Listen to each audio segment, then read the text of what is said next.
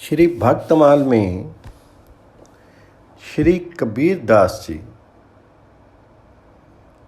ग प्रसंग है। कबीर दास जी के जीवन के कुछ चमत्कार। ब्राह्मणों को संतुष्ट करके भगवान जी ने ब्राह्मण का रूप धारण किया और वहां पहुंचे जहां श्री कबीर दास जी छिप करके बैठे थे। भगवान जी ने श्री कबीर दास जी से कहा, तू यहाँ पर पड़ा हुआ भूखों क्यों मरता है? श्री कबीर दास जी के घर पर जा, जो भी कोई वहाँ जाता है उसे वे 2.5 सेर अन्न देते हैं, इसलिए अब तू देर मत कर, वहीं चला जा, जल्दी से जा। श्री कबीर दास जी घर को आए और सब समाचार देख सुनकर के प्रेम आनंद में परिपूर्ण रूप से मग्न हो गए। भगवान जी के द्वारा किए गए नए नए कौतकों से तथा वैभव की वृद्धि से परम अकिंचन भक्त श्री कबीर दास जी का धैर्य कैसे रहे। बढ़ती हुई प्रतिष्ठा को घटाने के लिए श्री कबीर दास ने भी नए नए कौतकों की रचना प्रारंभ की। एक दिन आपने एक वैश्य को अपने साथ में ले लिया। उस समय ऐसा मालूम होता था कि भजन भाव को छोड़कर ये उसी के रंग में रंगे हैं।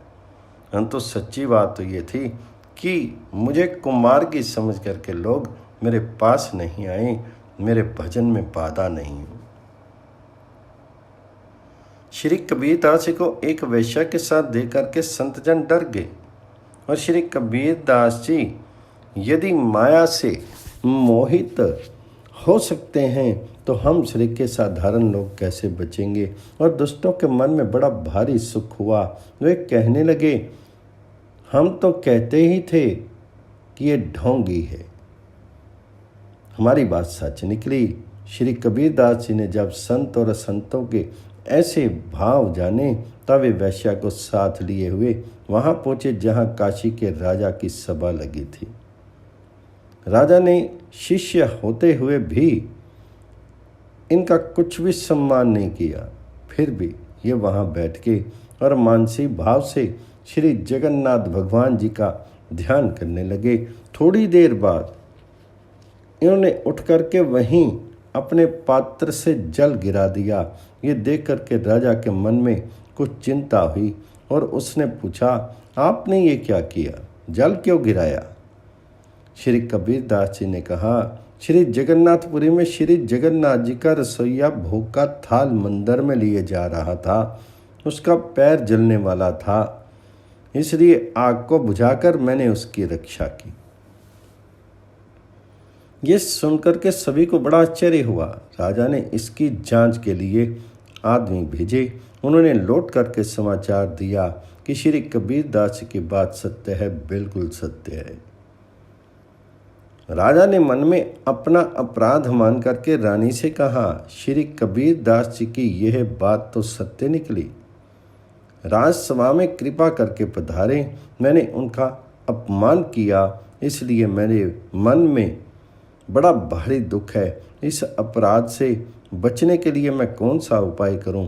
रानी ने कहा कि उनकी शरण में जाने से काम बनेगा।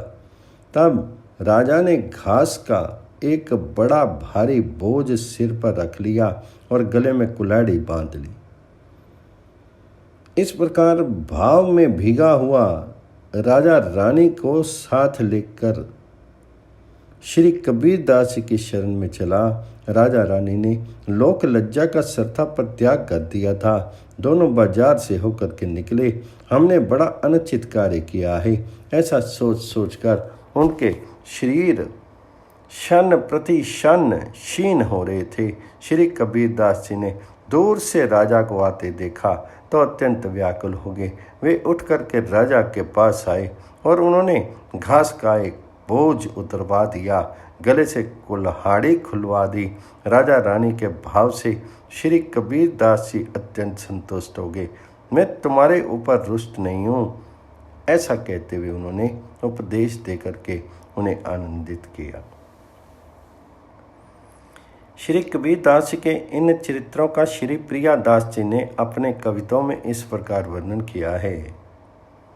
ब्राह्मण को रूप धरी आए छिपी बैठे जहाँ, काहे को मरत भौन जावो जो कबीर के। कऊ जाए द्वार ताही देत है 2.5 शेर, बेर जिनी लावो चले जावो यो बहीर के। आए घर मांझ देखी निपट मगन भय, ने कौतुक ये कैसे रहे धीर के। बार मुखी लई संग मानो वाही रंग रंगे, जानो यह बात करी डर अति भीर के।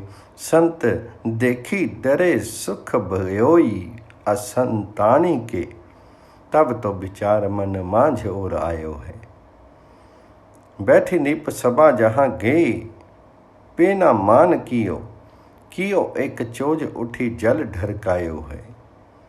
राजा जिय सोच परयो करियो कहाँ, कहियो जब तब जगन्नाथ पंडा पाँव जरत बचायो है। सुनी अचरज भरे नृप ने पठाए नर ले आए, सुधी कही अजू साच ही सुनायो है। कही राजा रानी सो जो बात ये है साची भई, आँच लागी ही अब कहो कहा कीजिए।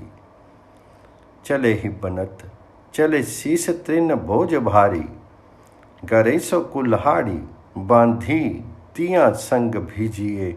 निकसे तब बाजार हुए के डारी, दई लोक लाज कियो में अकाज छिन छिन तन छीजिए। दूर ते कबीर देखी होए के अधीर महा, आए उठी आगे कहो डारी मत लीजिए।